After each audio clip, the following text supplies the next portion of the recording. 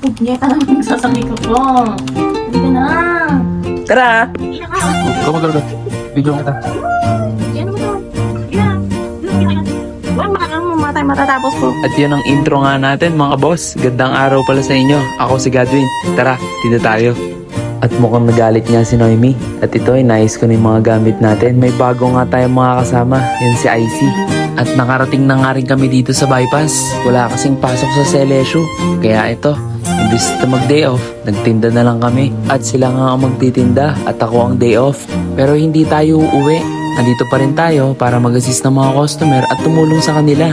Ang sarap kaya tumambay dito sa bypass. Ang presko ng hangin at maaliwalas. At umalis nga tayo saglit at nakasetup na nga pala sila. Ayan, pinapatingin ko pa si Icy sa camera. At ito pala ang mga customer natin ngayong araw na to. Kung nakita mo ang sarili mo dito, o kapamilya, barkada, pakitag naman sa baba.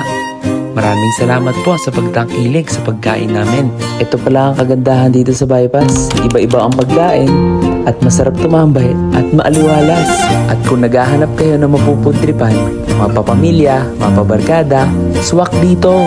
Ito nga, closing na kami. At kung umabot ka sa part ng video na to, pa-comment naman at i-share mo na rin. At para marami pa tayong mapagkwentuhan at matutunan sa negosyo na to.